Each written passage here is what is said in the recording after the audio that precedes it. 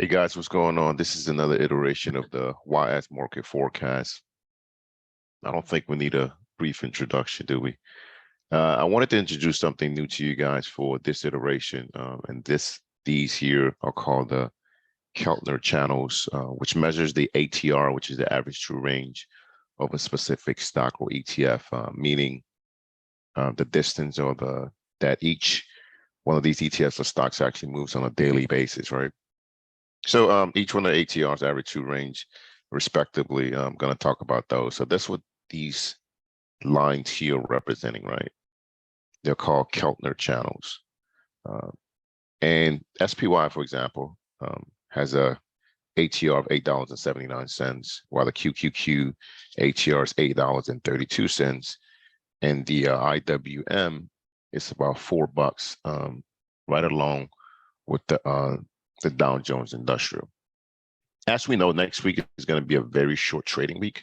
We're tracking that. So Monday is a holiday. You guys know that. It's the 4th of July weekend. So happy 4th of July to each and every one of you guys. Hopefully you're celebrating. And of course, we're remembering, why we celebrate that specific holiday. So let's get to it, right? The first one that I'm going to talk about here, as you guys can see, we're at the Russell 2000 IWM. Again, these are the Keltner channels, right? This is ATR1, this is ATR2. Of course, you can go all the way to 3, but for this iteration here, I'm just going to talk about really the 2 that I have here, right? Again, the price movement, that's the Keltner channels for each one of these ETFs, to include individual stocks as well, right? So for the IWM, as I said earlier, the ATR is $4.65. So you guys know that I like to use the mean here. That's something that we teach our community members as a starting point. So starting point when we're actually trading, right? So next week, what we seeing here, we saw that the market, right, IWM, that is small cap, closed on in a nice little bullish candle here, right? So what I'm expecting, and the CCI is actually trending up, right? So what I'm expecting for next week, right? The forecast for this one in specifically, seeing that we had a nice little bullish candle, and we saw here that the buyers were definitely motivated, and the CCI trending upward. Definitely expecting the Russell 2000 to test, right? I'm not going to go as far as closing this gap here, right? But I'm going to be a little bit conservative. I'm going to say it's going to test 176.89, right? That's for next week. It's going to go all the way to the, let's see here, what's next week? Next week into on the next week, we're ending on the 10th, I believe, right? The 8th, right? So for the 8th of July, right? The forecast for that one, I'm going to go with $176.60 again to retest this area here, right? Of course, they may go higher, but that's my forecast. I'm being a little bit conservative with the forecast. Given again the CCI, the momentum trading above 0, and of course the channels, the price action itself showing us that. So the next one we're going to go into is the Dow Jones, right?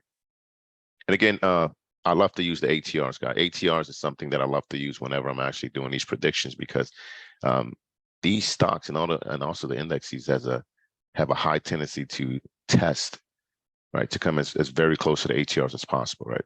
So we're seeing the same thing as price action here for the Dow Jones Industrial, right? Right, we had nice volume heading into the closing on Friday. See, as you guys can see here, the CCI is trending upward, right? So that lets us know that's more upside for this one, for the Dow Jones Industrial for the following week. So I'm gonna go here to the Dow Jones retesting, right? Retesting. Of course, I'm going to be conservative again, right? I'm just going to go here with 116, right? 116.50 for the Dow Jones closing on the 8th, right? And then we'll see what happens based on the buying. The CCI is trending upward. That's definitely a buy sign. And of course, the candles, the price action, letting us know that too, right? So for the Dow Jones Industrial, 316.50.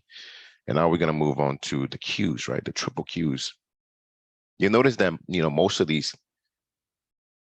these indexes, they're showing us the same type of pattern, right? Same pattern here. We had a bullish engulfing candle formed here, right, on Friday, right? This candle here is one of the more bullish candle that we can see out of all the candlesticks. So this one engulfs the previous candle, Thursday's candle. See here, motivation here for the buyers definitely was at its peak here. We had a green volume here, and the CCI is hinging up, right? And the CCI right now is at -15, so it's hinging upward. So that lets us know here. I'm going to go. It's very, very close to the mean, right? Probably go a little bit above the mean. Again, the mean is the 21 EMA, exponential moving average, that we like to use whenever we're trading with our community. So I'm going to go a little bit above the mean, right? So it closed at 282, and I'm gonna, you know what? I'm not gonna go. Yeah, I'm gonna go just a little bit above the mean, just a tad bit. I'm gonna go for 189, right? 189.73 for the 8th, right? It could go higher, right? But again, I'm just playing conservative for these predictions, right? So I'm going to go to 189.86, right? Just a little bit above the mean. I think we're going to have a little bit. We're going to have a little bit of resistance here, but if we break through 188.40, we can definitely see 189 peaking there for the QQQs, triple QQs, or the Nasdaq 100 trade. Before we actually look into the SPY, I want to go over the VIX, right? Because the VIX is that isolated itself is it's inversely related to the S&P 500, right? Again, using the ATRs, we had a bearish. Look at this. We had a huge bearish candle here, which is Maribuza, right? This is the most bearish candle that you will see out of all the candles, right? All the candlesticks themselves. So this is a bearish Maribuza, or very, very bearish candle. So I definitely gonna say for this one in particular, where we're seeing that the markets themselves rallying a little bit higher, really anticipating for us to see a little bit lower price action. I already had this one here for for the VIX, but I'm gonna go a little bit lower for the VIX, right? I'm gonna say that it's gonna go to 25.87. It's probably gonna go lower as that, but it probably could test 24.73. But I'm gonna go here just to be a little bit conservative. All right, a little bit below the ATR. So I'm gonna go for 25.65 for the downside for the as we go into next week. Right. As we go into next week, I'm gonna go to 25.47 itself, right, for the VIX. And of course, if the the VIX, the fear index, the oscillator itself is going down, we can definitely expect the market to rally a little bit, right? And the last one that we're going to talk about is the S&P 500, right? So if the VIX is going down, right, we can definitely think and say that, right, the market should go a little bit higher, right, less fear, and the market should go a little bit higher, and we should see a little bit more upside for these particular indexes.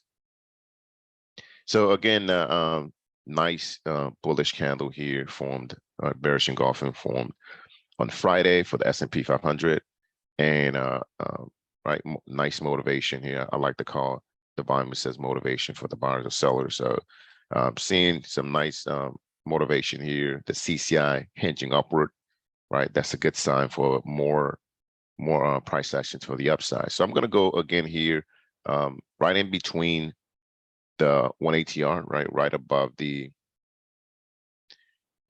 mean, right? So I'm going to go for the 8th here. I'm going to go to 190, right?